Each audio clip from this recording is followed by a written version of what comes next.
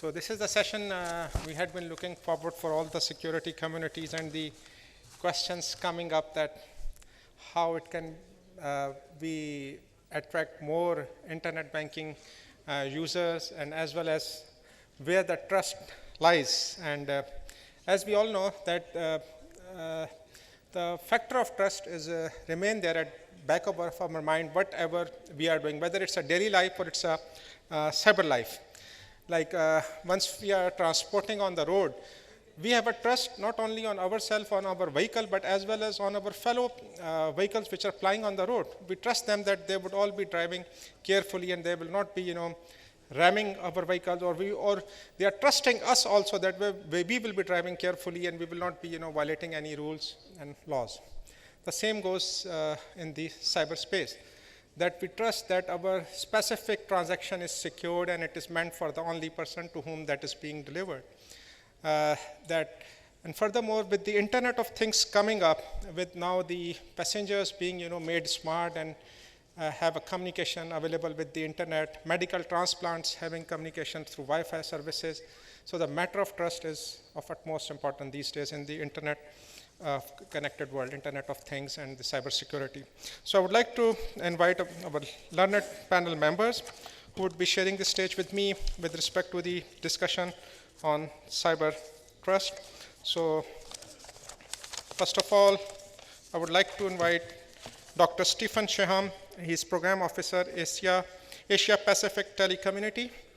Dr. Stephen Sheehan is Program Officer for Asia Pacific Telecommunity APT. His responsibilities include intergovernment coordination, industry consultation, and organizing a number of APT's conferences, including the Policy and Regulatory Forum, Policy and Regulation Forum for Pacific Cybersecurity Forum, and workshop on disaster management communication. He previously worked in the communications portfolio for the Australian government on international engagement, cybersecurity, television broadcasting, and digital switchover. Before joining the government, he was an academic who lectured and conducted research into the history and development of communication technology. Welcome, Dr. Stephen.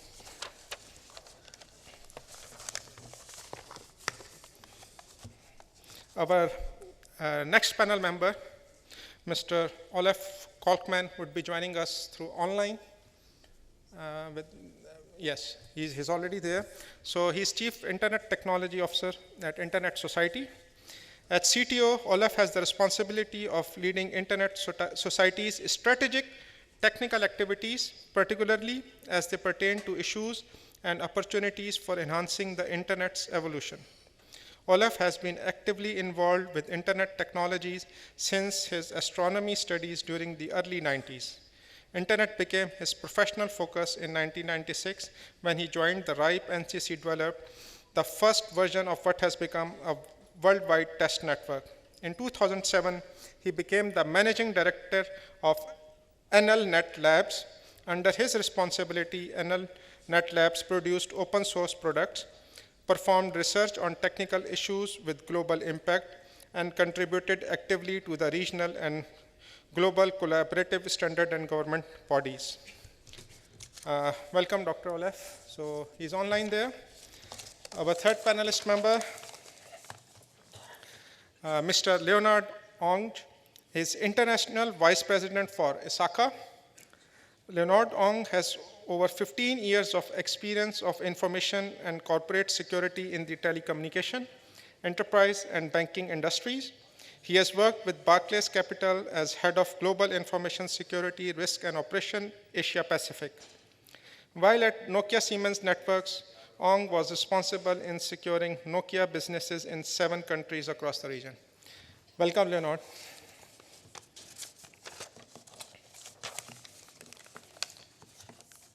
Our fourth panel member, I would like to invite Ms. Maham Naveed. She's associate at Mohsin, Tayebaly and Company. She would be talking on behalf of Mr. Barrister Waqqas Mir. Unfortunately, he's unable to come here, but Ms. Maham Naveed would be speaking and giving presentation on his behalf. So welcome all of you here. So the session would go like this, that all the participant members will have 10 to 15 minutes presentation, and then we will have a combined question and answer session open for the audience. So I would like to invite first Dr. Stephen to come on the stage and deliver his presentation.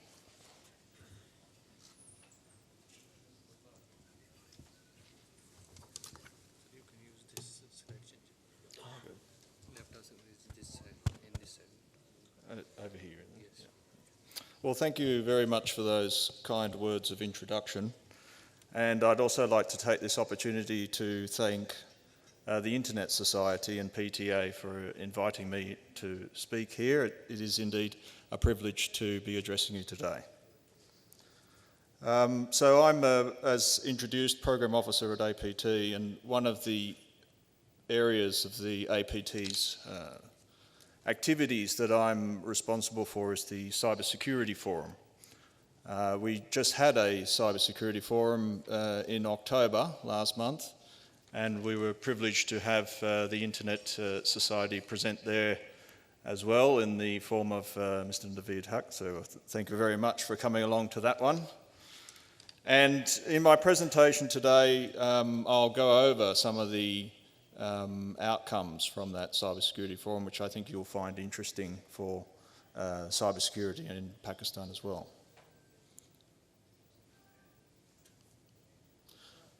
So this just gives you, for those of you who may not be familiar with the APT, this gives you a quick overview of our reach.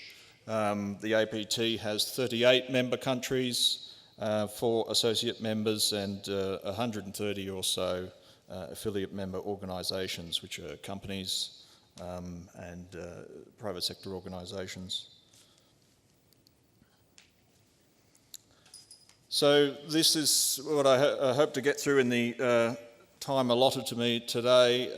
First of all, I'll talk a little bit about APT and cybersecurity, because in 2014, the APT agreed on a couple of new policy documents which articulate a vision for cybersecurity for the region. Then I'll go on to talk about some of the outcomes from the Cybersecurity Forum, and I think both of those topics are important in this forum, because on the one hand, in 2014 we agreed to the importance of certain issues in cybersecurity, but we have to continuously update our understanding of what are those critical issues. Finally, in my presentation, I'll touch briefly on what I think of as some of the ways forward for the region. So the first of those policy documents I was talking about is referred to as the Brunei Darussalam Statement. That's because it was agreed to at a meeting in Brunei last September, and this was a ministerial meeting, so we had many of the ministers from the region attending and agreeing to a new vision statement. The second policy document is the APT Strategic Plan 2015-2017, and again this was agreed to last November in Myanmar. So the Asia-Pacific ICT Ministerial Meeting, attended by 21 ministers, 4 vice ministers, 2 deputy ministers, also was an occasion to celebrate the 35th anniversary of the APT. So it's an organisation that's been around for quite some time now, representing the development of ICT in the Asia-Pacific region. So the purpose of this meeting was to provide high-level policy guidelines which will dictate the direction the APT takes for the next 5 years, and also to evaluate and follow up on the previous high-level policy document agreed to by ministers, referred to as the Bali Statement.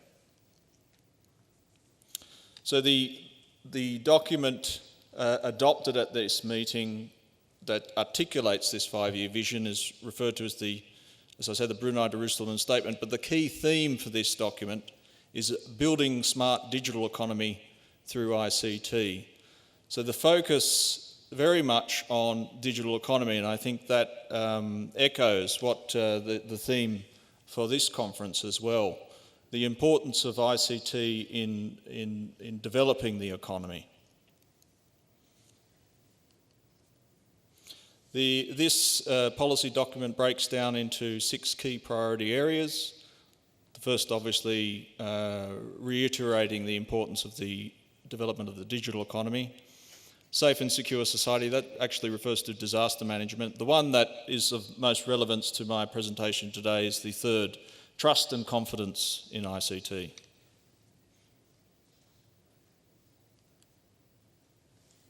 Now, what is the relevance of trust and confidence in ICT?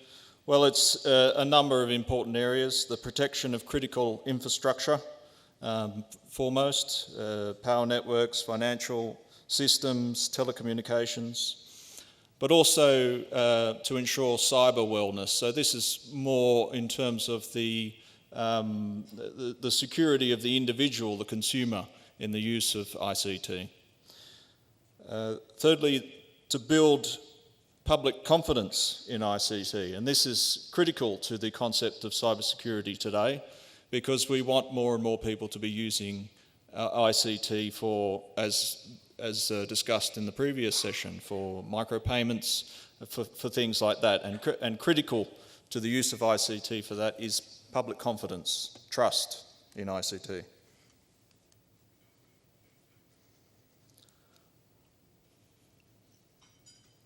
So moving on to the second policy document here, the General Assembly meeting held in Myanmar last year. I think I've gone over some of those things. What's important is the way in which the strategic plan for the APT breaks down into these 8 work areas. And number 4 there, cybersecurity. So you'll notice the change in language from trust and confidence in ICT to cybersecurity. Some of the strategic actions for this work item include obviously strengthening trust and confidence in the use of ICT, but also assisting our members to develop cyber legislation. I'll talk a little bit more about cyber legislation later on, and just as important, and several of the strategic actions in the plan refer to this, the importance of CERT or CCERT organisations, computer emergency response teams, to national cybersecurity. So now moving on to the Cybersecurity Forum. This was, as I said, held last month, 69 participants from 20 member countries, 25 presentations, and you'll see there some of the titles of the sessions that we included. Existing and emerging cybersecurity threats, very interesting. There's actually 2 sessions looking at some of the trends in cybersecurity and some of the evolving threats. Also the importance of international collaboration, an important theme for an APT meeting like this. And then moving down to issues for CERT organisations, combating spam, and another very important topic for governments, and that is the raising of online privacy and cybersecurity awareness, which in itself can achieve an enormous amount in improving national cybersecurity. What I'd want to focus on for the rest of this presentation, though, is some of the key themes that came out of the Cybersecurity Forum. It's all very well to talk about the high-level policy document and the importance of cybersecurity, but these themes, which are the ones that really made the most impression on me at the APT, are kind of an aggregation of the many different presentations at the Cybersecurity Forum. The first of the themes there, shortage of skilled professionals in cybersecurity. This was clearly the most prominent theme at the Cybersecurity Forum, although none of the sessions specifically addressed that topic. There wasn't a country in the Asia Pacific that does not see a shortage of skilled professionals in cybersecurity as an issue. Another one, and perhaps more obvious, increasing frequency and sophistication of cybersecurity incidents. So there's a clear trend in terms of how many cyber incidents are occurring, and also in the sophistication of those attacks. Policy and regulatory challenges in addressing cybersecurity and the development of legislation. Well, you would expect that at a cybersecurity conference for governments in the Asia-Pacific region. And lastly, the challenges in setting up and maintaining CERT organisations. So a lot of countries had a lot of interest in what they could do or what help they could get in setting up a CERT, but also some salutary lessons from some CERT organisations that hadn't been able to successfully continue their operations. So there are a lot of issues around setting up a CERT and maintaining the operations that formed an interesting part of the discussion at the forum. I'll go through these particular issues a little bit in a little bit more detail for you. As I said, the shortage of skilled professionals, this was a common theme for every country. But some of the challenges in addressing this problem that were discussed at the forum included the lack of a perception of a viable career path in cybersecurity. I think a lot of IT graduates set their sights on a different ultimate goal when they first enrol in a computer science degree, but not necessarily cybersecurity. So making cybersecurity a more attractive career path was one of the points raised. Also by industry, the demand for graduates with at least 2 years work experience. Well, this is a problem because where are graduates going to get that 2 years work experience before industry take them on? And also availability of courses specialising in cybersecurity offered by training institutions. And this, I think, an important partner in cybersecurity development for the Asia-Pacific region, this has been noted in other presentations, is the role of academia, and particularly universities or training institutions offering courses in cybersecurity. So increasing sophistication, frequency of cybersecurity incidents. Well, this is really what is driving the first of those themes, because there is an exponential increase in the frequency of cybersecurity incidents that requires a larger workforce to deal with them. Some of the growing and emerging threats that were discussed at the forum: cybercrime as a service. This is an interesting area. There was a lot of talk about the darknet at the forum and the fact that you could purchase malware on the darknet for as little as $15 that you could use in your own targeted cyber attack. So the fact that cybercrime as a service is becoming there's a developing market in this is an area of great concern. Ransomware delivered by spearphishing or watering holes. Watering holes, particularly a kind of a scary proposition where you just have to access a web page and the malicious code is then downloaded onto your computer by virtue of visiting that page. Advanced persistent threats. Well, this is really referring to the increasing sophistication of cybersecurity incidents, and of particular concern to governments and those who maintain critical infrastructure, because these can occur over several months in time, and when they eventually, they can cause an incredible amount of damage as a result of that. Major DDoS attacks. Well, there was a really interesting story coming up from South Korea on this one, where one major DDoS attack on their critical infrastructure in 2013 severely affected 6 broadcasting stations, financial companies, and ended up destroying 48,700 pieces of a PC server and ATM equipment. So massive scale of damage from one DDoS attack. And finally, going back to the issue of frequency of attacks. So we had a presentation from Thai CERT where their CERT organisation explicitly identified just over 4,000 cyber incidents. But they estimate that in Thailand in 2014 there would have been 5.5 million cyber incidents overall. So that just shows you the scale of the problem, but also the inadequacy of existing institutions to address it. It's a huge problem, and a single national CERT on its own is not able to comprehensively address it. Going to the policy and regulatory challenges. Now, a couple of points here I think interesting. There's a shift from a culture of security to building trust and confidence. This is a kind of semantic shift, but it's an important concept to keep in mind in terms of the way in which cybersecurity policy is evolving. Also, shifts in the emphasis on preventing attacks to being ready to respond to attacks. And you'll see some examples there of national policies and legislation. Just point out at the top there, again, South Korea, who's a real international leader in cybersecurity, have adopted an IoT security roadmap last year. Finally, challenges in setting up and maintaining certs. So there's a number of countries at the moment, they're in the process of setting up their own cert, developing the policy for that.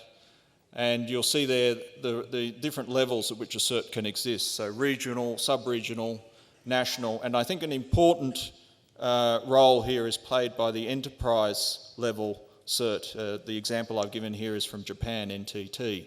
Given the scale of the problem, you would have seen the statistics from Thailand, it's important also, I think, that the industry develops its own capability in terms of computer emergency response teams. So I'll just wind up quickly. I know I've run out of time. Important role played by everybody. I think enhanced international cooperation, particularly at the regional level, goes a long way. Continuous development of institutions. The role of academia is very important, and industry needs to be proactive. APT, well, we run some training courses. Importantly, we facilitate the sharing of information across the region, and we provide intergovernmental coordination and support, and would certainly encourage and assist members to set up their own CCERT organisations. So that concludes my presentation today. Thank you.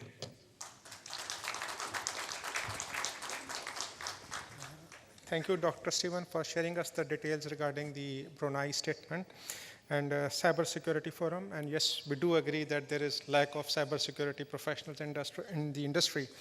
So our next speaker is Mr. Olaf Kolkman, and he would be giving the presentation online. Welcome, Olaf. Yeah, thank you. I hope you can all 15 minutes. I will be starting up my presentation now. Let's see, I should be able to do that with a few mouse clicks. While I'll say that I regret not being able to be in Islamabad. I would love to have been there, but unfortunately my travel scheme didn't allow for that. What I wanted to talk about today is collaborative security, which is a framework for thinking about security in the internet age, taking into account the internet as a system. I would talk about the internet society, weren't it not that the INET that you are on is hosted by the internet society, and I assume that Raj or Naveed has given you all the information that that is needed. Can you actually hear me? Yeah, okay, I'm visible, I believe.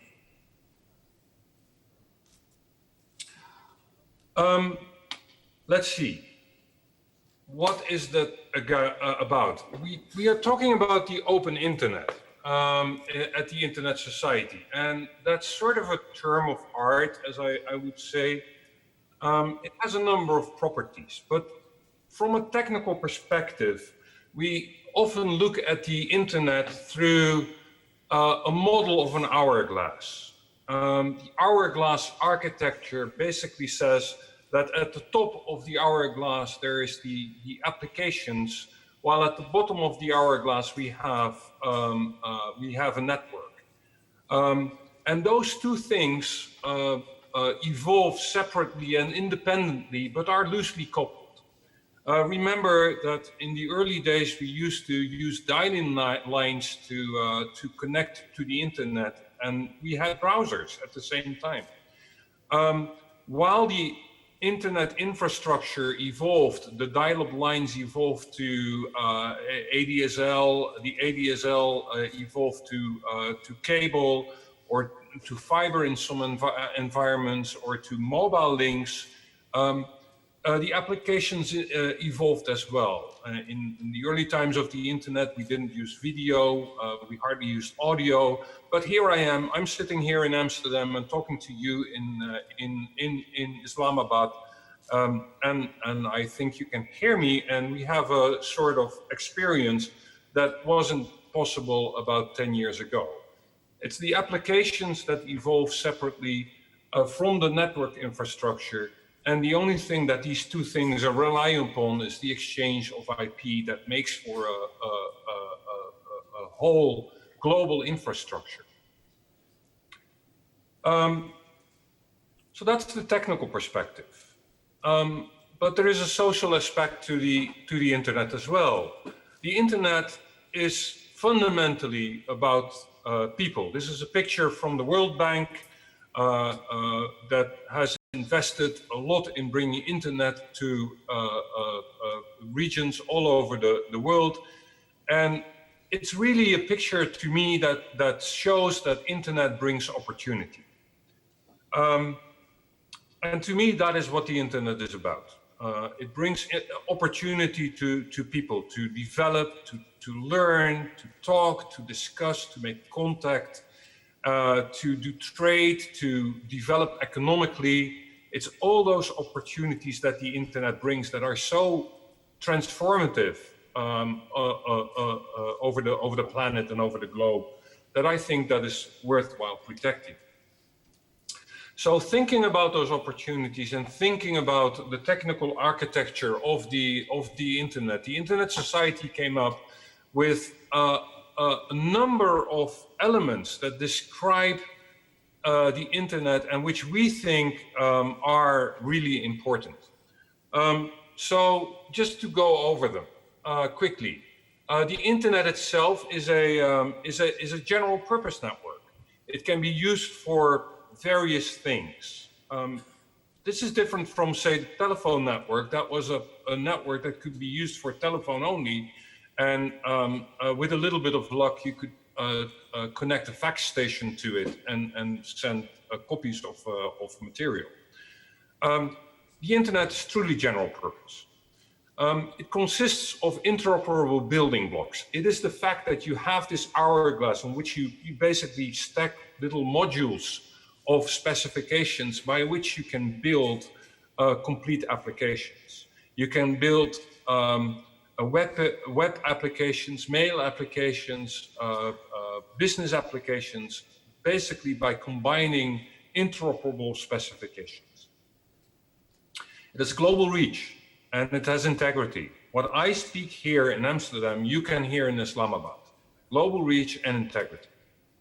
One of its properties is permissionless innovation. That is, you don't have to ask for permission if you would like to build something that is on the internet. The people who created the World Wide Web, Tim Berners-Lee, didn't have to ask permission of the inventors of the internet to build the World Wide Web. No, they did it and it arrived on the internet and it has had the ability to grow into what it now is. What more? It's accessible. People can access it from all over the world. It's based on interoperability and mutual agreement. That network of networks which we showed works because we have interoperability and mutual agreement. There is no direct bilateral agreement between my ISP here in the Netherlands and the ISP that delivers the network in Islamabad. But the fact is that because they ship IP traffic, IPv4 or IPv6, and all this traffic is routed over the internet using interoperable standards and the mutual agreement that you will basically pass on the traffic to your neighbors, that makes the internet work. And that's basically a sign of collaboration. By the way, there's also no permanent favorites, which means a few years ago, we were all talking about Second Life as the next big innovation on the internet. We now all forgot it. So, you know, it's all beautiful and it's all amazing what the internet brings, but of course you have to think about the realities of today. It's the security, stupid, as a hack on, it's the economy, stupid. Security is an important part of what we think about in the world about the internet. It's about the trust. The previous speaker, Dr. Sheehan, already mentioned it. It's all about trust in ICT, in public confidence, in cyber welfare. That's the things that people really care about. And if they don't have that trust in the infrastructure, they will walk away from that infrastructure. Now, the fundamental properties of the internet have their counterparts if it comes to security. The internet is an open platform, but that means that it's also open for attack and intrusion. It has the feature of permissionless innovation. You can build and deploy on the internet what you conceive, but that also means that hackers, malicious hackers, because there are also benevolent hackers, but that aside, can do malware development and deployment without asking that permission, and they do. The fact that the internet has a global reach means that attacks and crimes are cross-border by nature. And if you want to cope with attacks and crimes cross-border, you fall back to classical problems that we had for years in doing cross-border law enforcement. Finally, because the internet has voluntary collaboration, it's very hard to mandate the solutions if you have any from a central perspective. People have to be convinced about the value of your security solutions. So how to think in that context about security? More importantly, how to think about the security of the internet itself. Because security often is based on securing one's own properties, like putting a perimeter security in your house. You will put a lock in your house to keep intruders out. You don't put a lock in your house to prevent your kids going out and wreak havoc in the streets. On the internet, I believe both are necessary. There is a necessity to make sure that what happens inside of your environment doesn't impact the global internet. And that is a thought that we really want to ingrain with our framework. Dr. Sheehan just mentioned a number of attacks in Thailand, DOS attacks that were, I would say, horrendous. Part of that is because of the fundamental properties of the internet and the way that we deal with security, and we can collectively do better.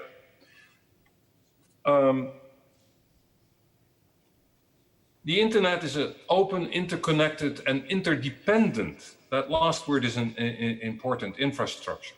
We depend on each other. And it's an ecosystem that is based on collaboration and shared responsibility. So that's sort of the mindset that we want to reach. The security of the network is not only you're not responsible for only your own security. It's not putting the lock in your door, but you also have to contribute to the overall security of the medium. That's very important. The thought is that once you're on the internet, you're part of the internet. And by being part of the internet, you have a responsibility towards it. So this is a number of thoughts that we've tried to capture, and we call that model, we call collaborative security. Just Google for the words collaborative security, and it's probably the first hit on Google, the document by the Internet Society. What we really want to do is foster confidence and protect opportunity. So fostering confidence, again, is with reference to the previous speaker, making sure that there is that public confidence into that global internet, but also that we protect those fundamental opportunities that the internet brings. We want the new kids to be able to be the new inventor of something big. We want to allow for the most distant people on this planet, the last 2 billion people on this planet, to connect to the internet and do that in a secure way and not feel threatened by it.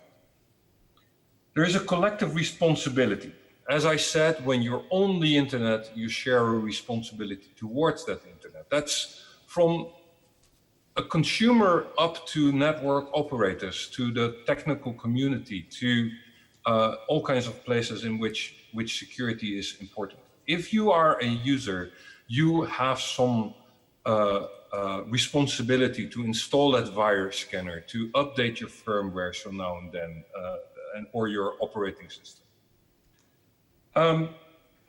If we think about security solutions, then they only work if we approach them in the internet way. That is through evolution and through a sort of global consensus that these things are useful. And those global consensi, if that's the plural of consensus, are discussed in various places, among which the meeting you're at now. These are the discussions that make people understand where the mindset of the various actors are going. When we talk about the internet security, what we need to protect are those fundamental properties and values.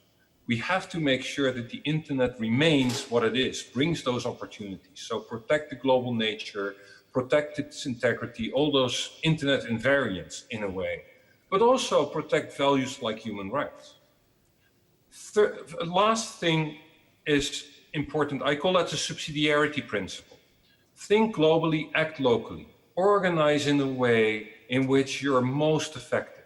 Again, with reference to the previous speaker, search organizing on regional scale, local scale, enterprise scale is a way in which you get local cohesion with a global perspective. Collaboration. So this is not to say that this doesn't work. I already mentioned the search, but there are so many other examples of people who think about security with an outwards perspective. Open source developments, the MAC, which is an organization that talks about securing messages and mail against spam. First, as an organization in which certs come together. Things like the Trusted Network Initiative, the various operator groups on different level. There's, for instance, OARC for DNS, or the RIPE NCC for the operators that join in the RIPE region. Then, of course, there are the standards organizations that play a role, and research organizations, the RSA Security Conference or the NDSS Security Conference that is hosted by the Internet Society, and all kinds of private organizations. So there's a bunch of organizations that are already taking into account that subsidiarity principle that is not only regional, but also topical. People that care about the DNS, that clutter together, talk about the DNS. People that care about routing, that come together and talk about routing. Now, finally, in the Internet Society, we believe that talking about this is not sufficient. We also try to be a leader in this space. And one of the things that we find very important is the infrastructure as itself. The network of network is tied together through a routing system. And I have been saying sometimes that the security of the routing system is it can be frowned upon. Olaf, and we think that can be improved by making internet providers that connect to the internet, that connect the internet together, be more conscious about the norms that they need to take into account. I'll round up in 2-3 minutes. that need to be taken into account to get a better security of the routing system. I don't know how many routing operators there are in the room here in Islamabad, but these things, if you're a routing operator, these principles should speak for themselves. And what we're asking routing operators is to sign up to these principles and take a number of actions. I'm going to not explain this any further, but if you're a routing operator, an ISP in the audience, and you would like to know more, please go to this website or talk to our ISACA staff. Naveed knows more about this, or can put you in touch with the persons at the ISACA that can help you further with this. And so with that, I'll close off because I'm imposing on somebody else's time. Thank you. Thank you, Olaf. Thanks for sharing your beautiful presentation with us. And Internet bring opportunities and think globally, act locally.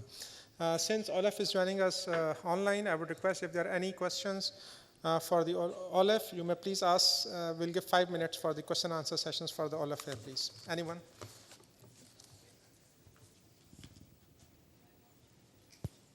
I'm done. I'm not quite sure if I'll mute.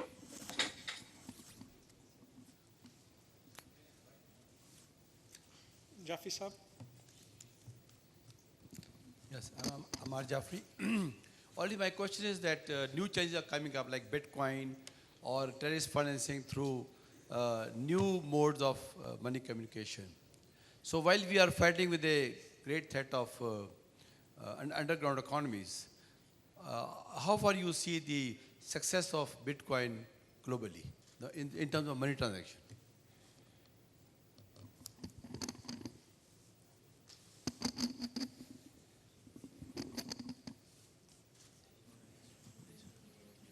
I think he has not heard it. Olaf, did you hear the question? Can you hear me? Yes. Okay, the question was, how do you see the Bitcoin in the international transaction trades? How do you see it, whether it's successful or unsuccessful? How do you see the Bitcoin in the digital economy with respect to the transactions? That was the question posted by Amar Jafri Saab.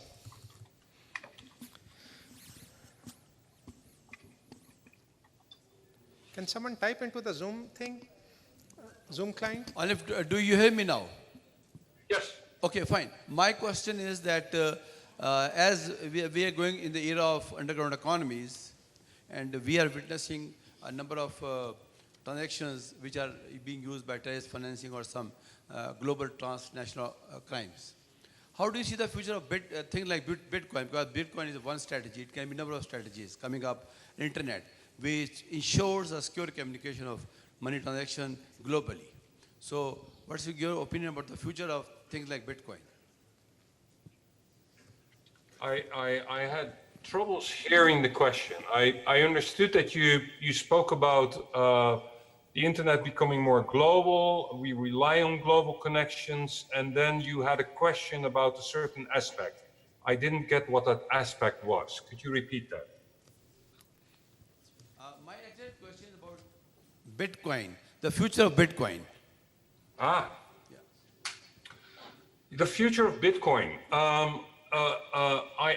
I shall be honest. I do not have a crystal ball. One of the things that we have said in our Internet of Variance is there are no permanent favorites. Bitcoin is the current favorite for financial exchanges. I think it's rather successful at this moment. I think that people are using it. We're still in the environment, if I'm correct, because I'm not a specialist on this topic, where the coins are still being mined, where there's still a value proposition in mining coins. But at some point, the system will run out of coins to mine, and then the economics change. And I actually do not know what type of impact that will have on the system. Besides, because it's a financial system, there is a certain amount of trust that we impose on that system. And I cannot tell how that, predict how that trust will evolve. Currently, people trust Bitcoin enough to do financial transactions with, they trust the system. I find it very hard to predict where it will go. It might be a fundamental piece of our economy in a decade or two. It might also have been completely obliterated. I have no idea. Thank you, Olaf. Last question, if any.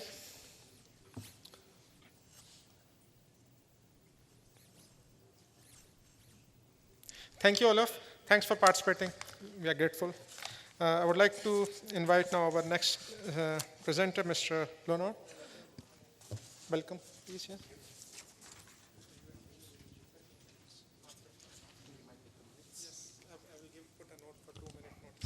Okay. Well, good afternoon. It's good to be here. I would like to thank PTA as well as ISOC for inviting me here.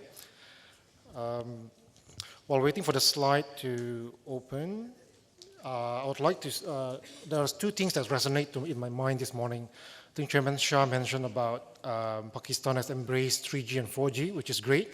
That's one of the things that we need to embrace digital technology, because when you think about it, 3G and 4G is the digital highway.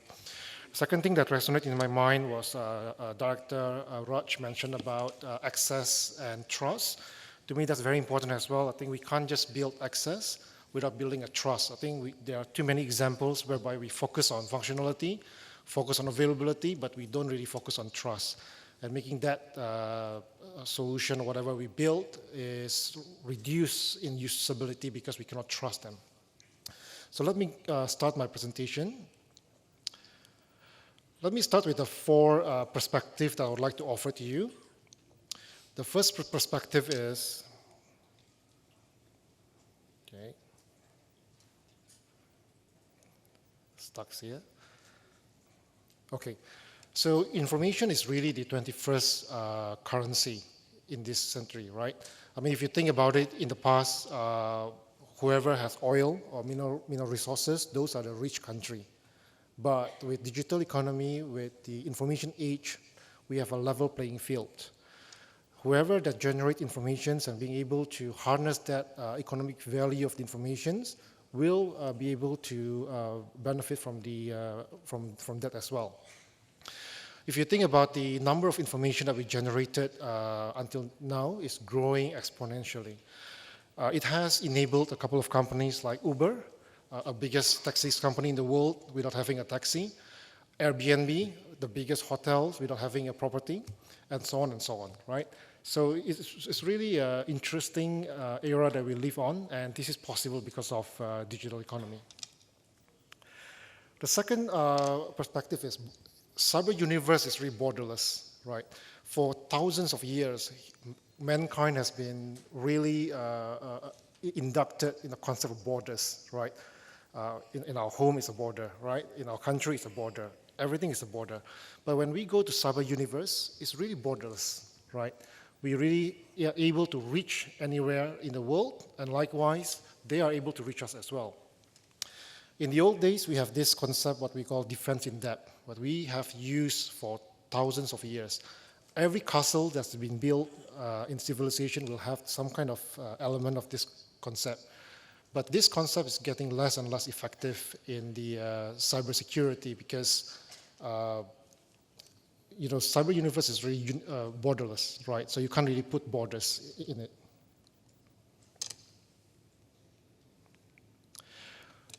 Perspective 3, the cyber crime or cyber incident is really one of the top business threats. Now, it is quite interesting that if you look at the numbers, there are many studies, and most of them has a different way of methodologies and scope and samples. But if I draw your attention on the lower right of the screen, there's a latest study that was done by McAfee this year.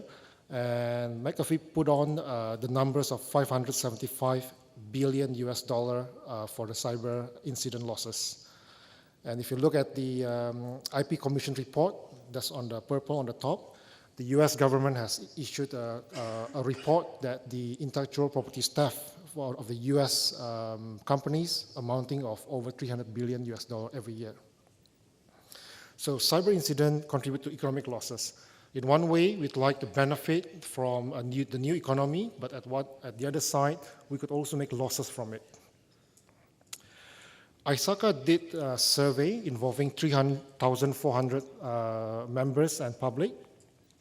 And this is one of the results, that 83% of the businesses concur that cyber security is one of the three top business threats. So actually, when I look at these numbers, I was a bit surprised. So what's the other 70% think of? I mean, is cybersecurity is not really one of the top business threats. The other more appalling point, if you look at the lower number, only 38% are prepared against advanced or sophisticated attacks. So this just shows that as we embrace the digital economy, the cyberspace, we still are not well prepared to mitigate the risks. Then ISACA did another study with the Institute of Internal Auditor as late as this year. So this is quite interesting. The samples are almost 2,000 board of directors members. So this is not your middle management or the the entry level, but this is the board members. Out of those 2,000 board of director members that's being surveyed, only 65% acknowledge that cybersecurity risk is high or had increased. So we have the highest level of the executive on the board of director level that are still not convinced that cybersecurity or cyber threat is one of the problems. More appalling, only 14% of the board members are actively involved in cybersecurity matters. So you have seen that the cybersecurity has not made it to the agenda of board of directors, and that makes it difficult for us to deploy cybersecurity measures. Right. The last perspective I'd like to offer is that the threat continued to evolve. Up until 2010, when we refer to cyber attacks, yes, it's a stolen of data, service being disabled, and website being defaced, and that's it. But if you remember, in 2011 or 10, there's a Stuxnet. That's the first ever malware that has launched physical attacks, right? And not to mention against a nuclear facility. And since that, there's more and more use cases, and the latest being this one, whereby this car by the brand of Jeep has an interesting flaw. It has a wireless interface, right? And if you go to YouTube and you look at this, search for this clip, you can see that you can control this car using a Wi-Fi. So think about it. When you drive a car, you expect that your life is depend on it because you expect the car to be safe.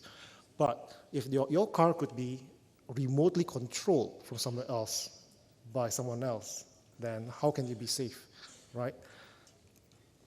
Now, so those are the problems. Let's talk about the opportunities. I think due to this development of ever-increasing threat, we cannot develop technology just as what we did now. I think at this point of time, everyone can innovate, create new technologies, and put it to the market.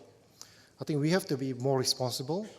And if you think about the drugs, right, or medical professions, you have a high degree of trust because lawyer has to pass, of course, the educations, and they have to get a license to work as a lawyer. Whereas for drugs, for medicine, there is a long process of trials, clinical trial, testing before it's allowed to be sold in the market. So we have to think that technology should adopt somewhat of these good practices. We can't just create new technologies. We didn't factor in the security considerations or the personal data features. We just put it on the market. And if we keep on doing that, this is where we are now. We keep on trying to battle the incidents. So there are really two concepts that we should think of, security by design and privacy by design. right? So security is not privacy, it's two different things. So any technologies that are being developed, it should have adequate security features. I think we all learned from IPv4, right? When IPv4 was created, internet was created, it's really just to enable connectivity. Then we realized that there are some weaknesses, and IPv6 created with security consideration. But how easy it is to convince people to move from IPv4 to 6. I think I've been hearing for the past 10, 15 years, and it's very difficult.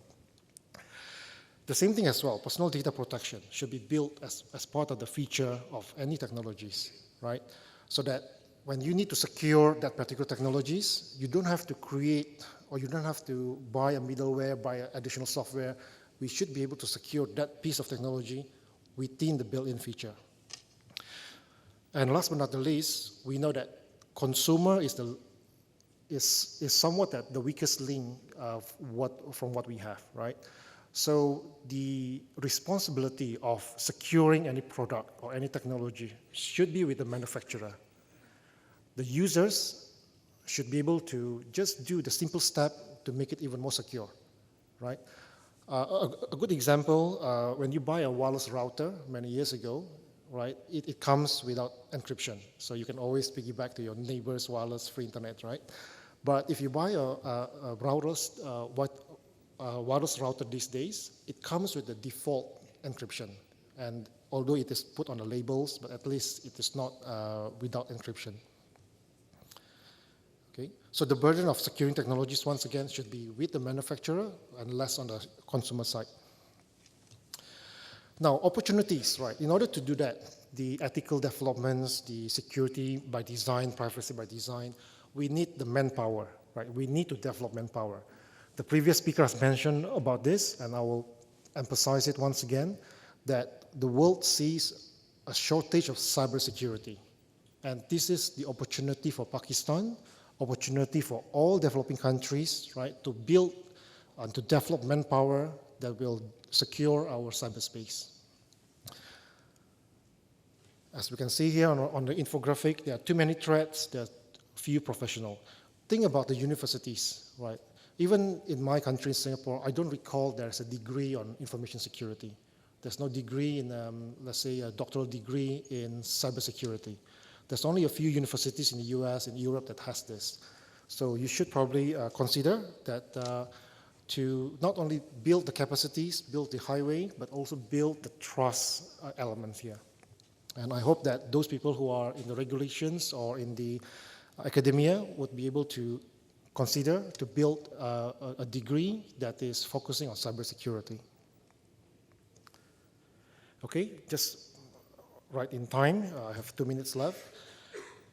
So some of key takeaways, we should really embrace the new perspective. Believe it or not, when I speak to many people, there are some of us still does not really agree that information is our digital currency. It's that cyber threat is one of the top business threat. The cost and frequency of cyber attack will continue to increase. It will not go down. It will continue to increase for sure. Now, cybercrime losses is actually a tax to the economy. So in one way, when we build all this access, we are able to generate more economies, but the losses actually set us back. So this, rather than paying the tax to the cyber criminals, I would rather suggest that the tax is shared between the users, the end users, the regulators, and the government. While we like and we welcome disruptive technologies, we hope that the industry will have a consensus, or even there's a regulators that will mandate that any technologies, including disruptive technologies, should have a proper and decent security in it.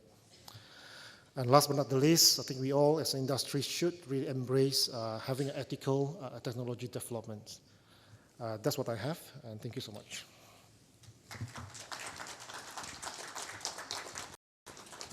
Thank you, Leonard. Information is the 21st century, and security and privacy shall be by design. That was Leonard Ong. Thank you very much. I would like to invite Ms. Naham Naveed for the final presentation. She is associate at the Mohsin Tayebaly and Company.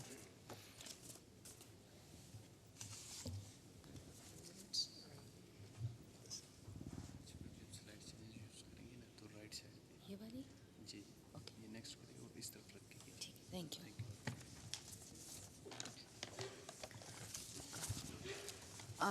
Good evening, ladies and gentlemen. So in the interest of not being repetitive, I'm going to forward a couple of my slides and also I'm short on time, which I just learned. So like this has all been covered in the previous presentations. What I will be talking about are the different levels of trust that exist in Pakistan particularly, and the three key players that are present. So there's the government, the citizen who's the end user of the internet, and corporations. In order to understand how the internet impacts the entire cyber framework on an institutional level, it is important to be acquainted with the different levels of trust that exist. The first is trust between the government and the citizen. An example of how this trust plays out is, say, surveillance by the government. I will elaborate on this further. The second is trust between governments and corporations, mainly those entities that use the internet as a means for conducting business. And the third is the trust in the relationship between consumers and corporations, where in most cases both are private entities being regulated by the government. So, going on to the first, which is trust between government and the citizen. Trust between the government and the citizen over the internet weighs thin in cases of curtailment of free speech. So there was a time when the internet was seen as a medium where unpopular ideas and revolutionary concepts could be advanced because there was a concept of anonymity on the internet. However, in Pakistan, what recently has been seen, especially in the cases of surveillance and content blocking, is that anonymity has been done away with. With increasing government intervention, trust between governments and their citizens over the internet has always become non-existent in Pakistan. Another major reason for the reduced trust between government and citizens in Pakistan is content blocking and surveillance. So both of these deal with very basic fundamental rights. Surveillance is a violation of the right to privacy, and content blocking is a violation to the right of information, which is now being argued as a fundamental right. So as long as Pakistan, and the YouTube ban being a perfect example of content blocking, what the government has effectively done it has completely detached the citizens as far as trust over the internet goes, and people are actually reluctant to put information on the internet because there are no safeguards as to what can be done with their information. The next relationship and level of trust is between the government and corporations. This is primarily for those businesses that use the internet as a medium for carrying out commercial activity. Currently, one of the main goals of the government of Pakistan is economic development, and this goal of economic development cannot be fulfilled without taking e-commerce into account. Corporations need to be able to trust the government that what they put on the internet is going to be, first, data protected, and secondly, not being stored by one body and then being given to other intelligence agencies, which has become a major issue with the use of internet in Pakistan. And the third relationship is between the corporation and the consumer. So to understand this relationship and how it operates, it's important to see why consumers use the internet. And the reasons are very obvious. It's convenient, it's easy to use, it's efficient, it gives you access to markets which are not physically accessible by people in Pakistan, and it gives you a larger variety to choose from. However, this increased exposure to the global market also means increased risk. And with increased risk comes a higher level of trust issues. The issue of corporations and the internet has set for the debate on e-commerce and how trust and internet come into play there. So e-commerce is completely based on trust. And this exists on both sides. The consumers need to trust the sellers, and the sellers need to trust the consumers. Corporations that have most of their customer base online are successful because they have a credibility and good reputation. All of these because their consumers trust them to deliver the products or services that they pay for. The fact with the internet is that you can never be 100% sure of who is on the other side or what the entire basic framework is. And so business e-commerce cannot work without trust in the cyberspace. Okay, so this is just an example of certain processes that are part of of an online transaction. As can be seen, trust is an important factor in all of these processes, and if even in one situation the consumer or the seller backs off and say that we don't trust the other party, we are not sure of where this is going here by putting it on the internet, that breaks, and so does your e-commerce and economic development instantaneously. So one of the major issues with trust in Pakistan, which has come up in the issue of data monetization with some very strong litigation going on in the case as well. So mostly when you use internet, it's really cheap, or it's almost like you don't have to pay even for the Wi-Fi that you can access for free. But this free internet does have a cost which is hidden for most consumers. This cost is data monetization. So basically, your browsing history, your preferences, the websites you access is all compiled into this very convenient package and sold to other businesses and marketing agencies. This is how the deficit of the cost between what the consumer pays and the producer has is covered. The issue with data monetization is that there's a gap between what the consumers believe is happening and what is actually happening. So most of the people are not okay with the fact that if they access a website, that is going to that information is being stored by one party and then being sold to the third.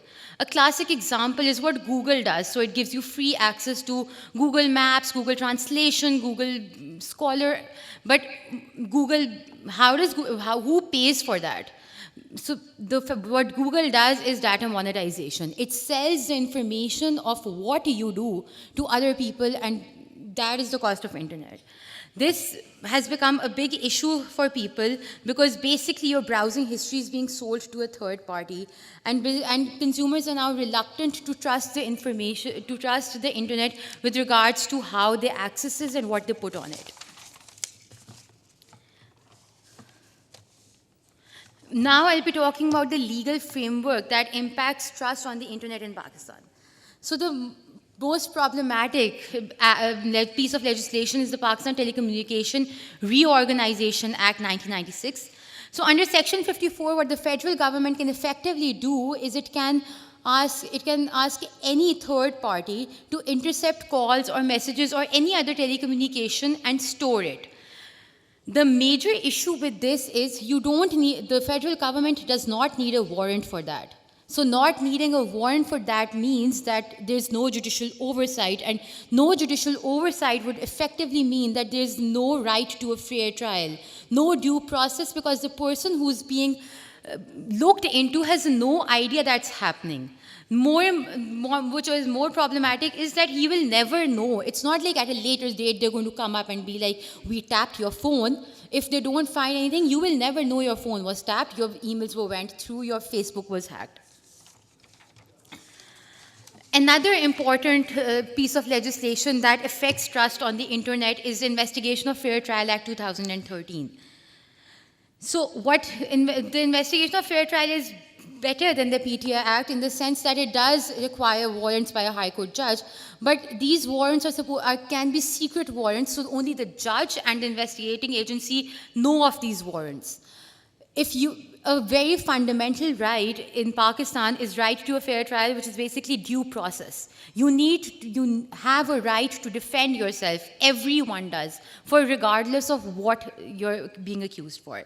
Cybercrime is an issue, it is understood. But the fact that you can't have a widespread violations of the right to information, right to privacy, right to dignity, and other similar digital rights.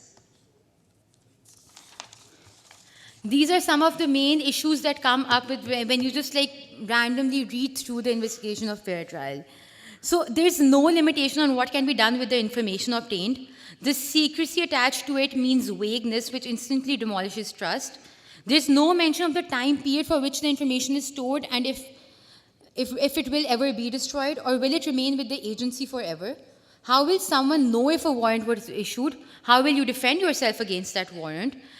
the warrants issued are not public records, so you never know what comes of them, and so on. This is just a couple of questions that come up with regards to the Investigation of Fair Trial Act.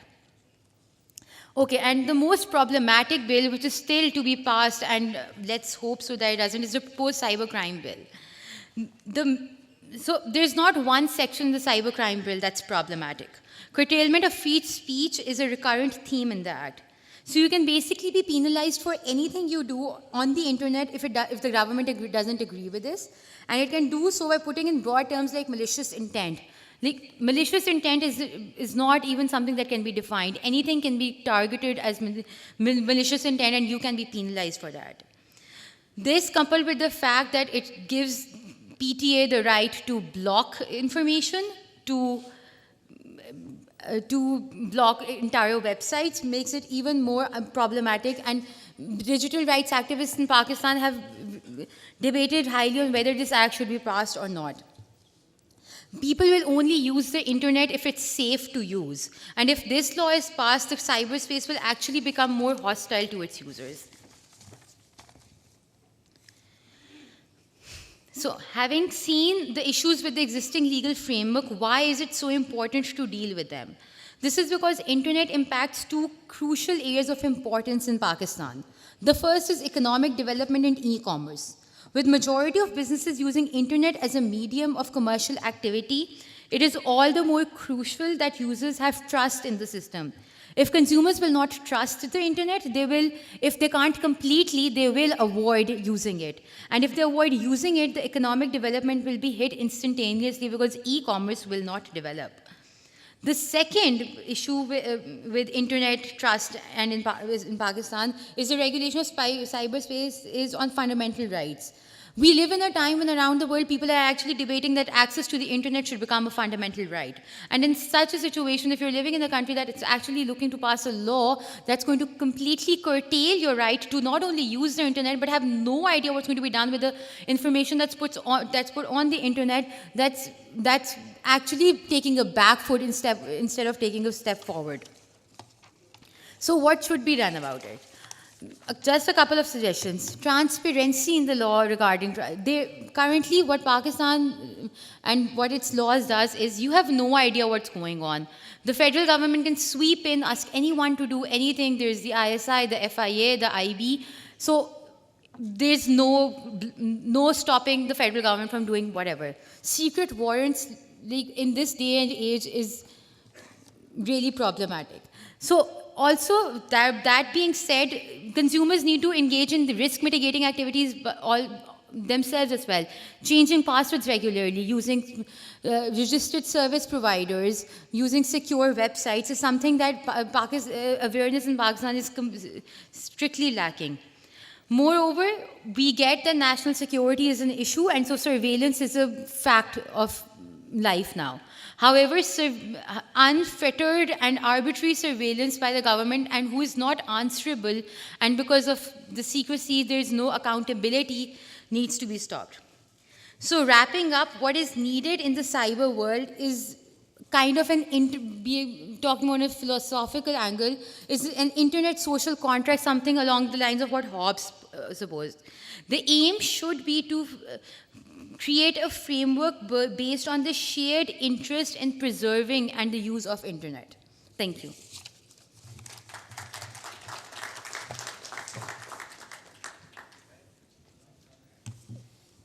Thank you, Maham, sharing with us some legal matters and opinions regarding the situation in Pakistan.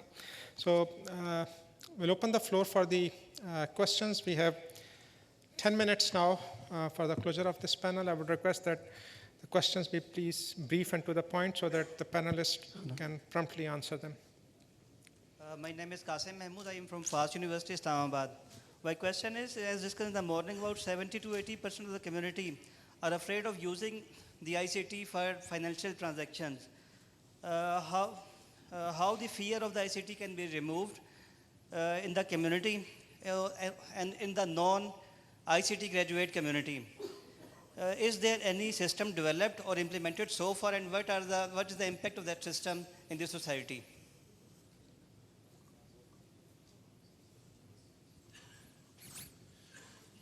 It's actually a very good question, and it's a very complex question, because in order to provide confidence in the use of technology in financial transaction, you really need to be assured. You need to be able to trust the technology, right? So this is whereby the regulators will come into play. They will decide what is the level of confidence that's needed in this country, because every culture has a different risk appetite and risk tolerance as well. So therefore, I felt that the regulators plays a very important role to reach out to the consumers, to educate them, the safe practices, as well as to dictate or mandate the technology risk management in the financial institution. So it goes both ways. We have to educate the consumer. We also have to assure that the financial institutions are able to manage their risk well.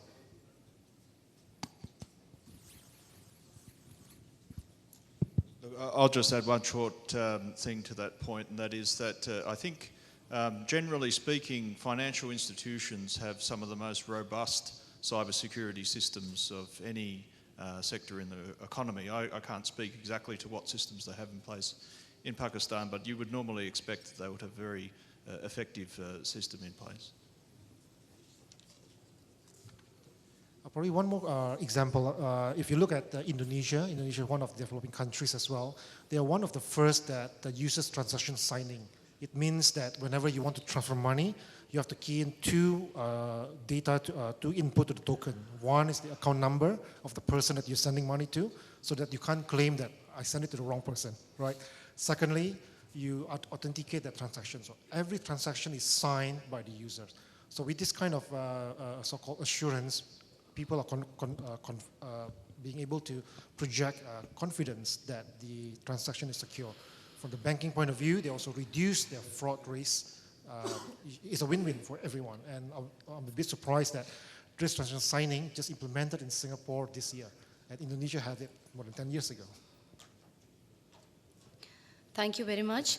I now request Mr. Matthew Perkins, Economic Affairs Officer, ICT and Development Sector, ISACA, to kindly come on the stage and distribute the mementos. Where are the questions then? Mr. Moderator, the 10 minutes have not yes. Just, if we can have 5 minutes more for the questions. Sure. I'm already out of time. Yes, I know. Thank you, ma'am, for raising very good critics on the malicious code and all these things.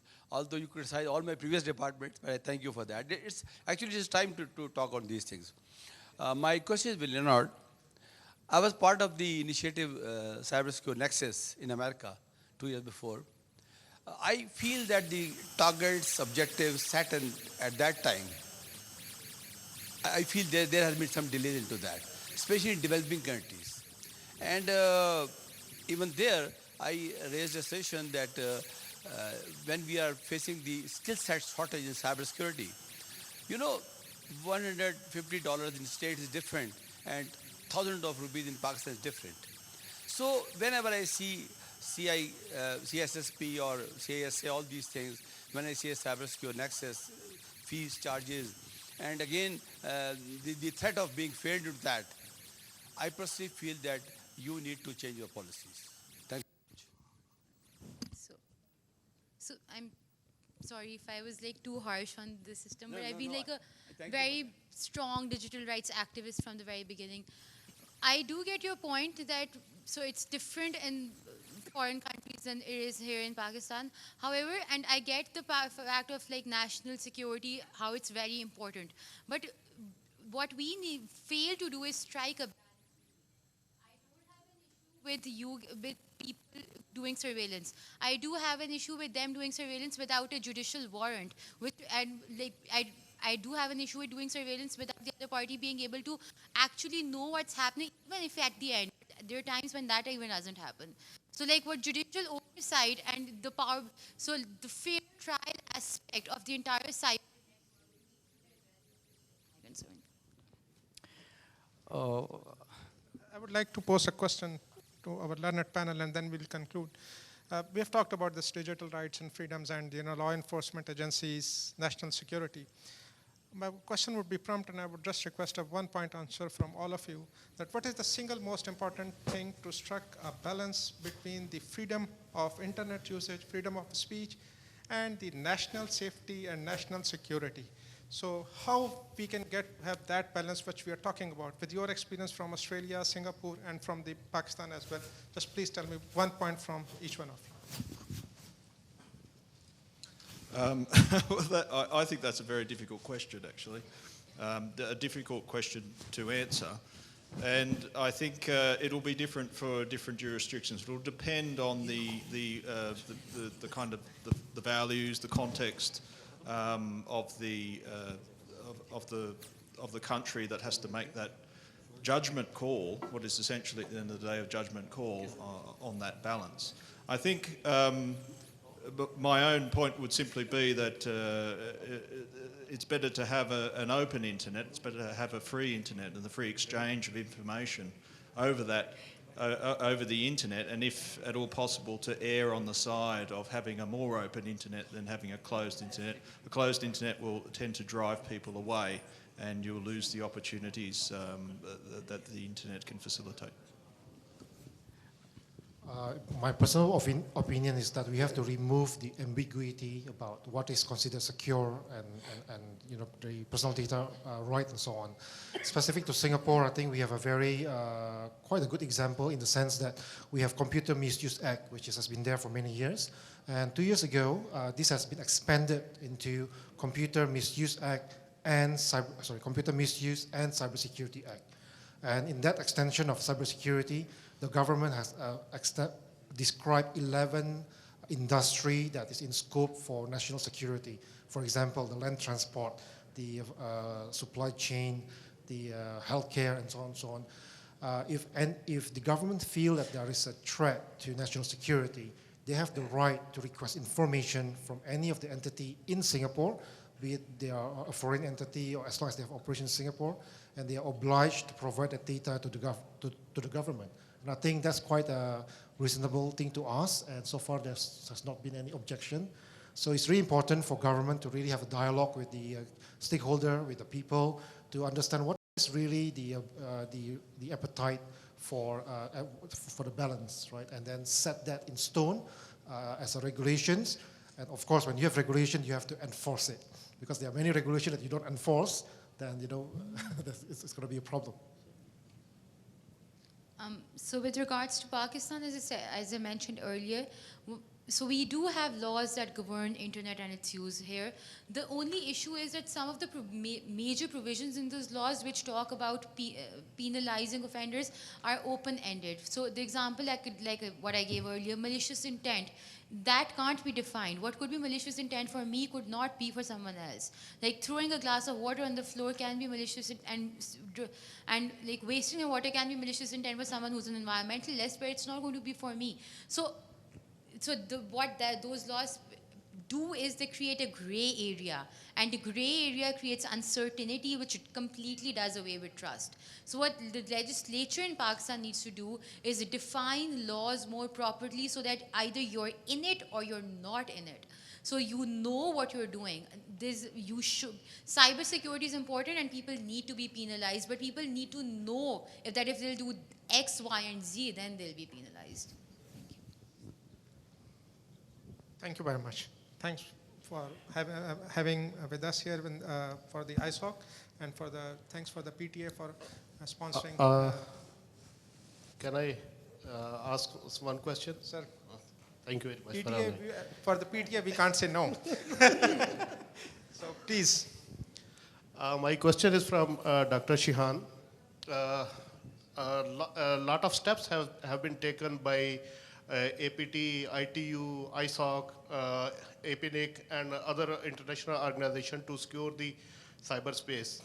But my concern is that they are focusing on capacity building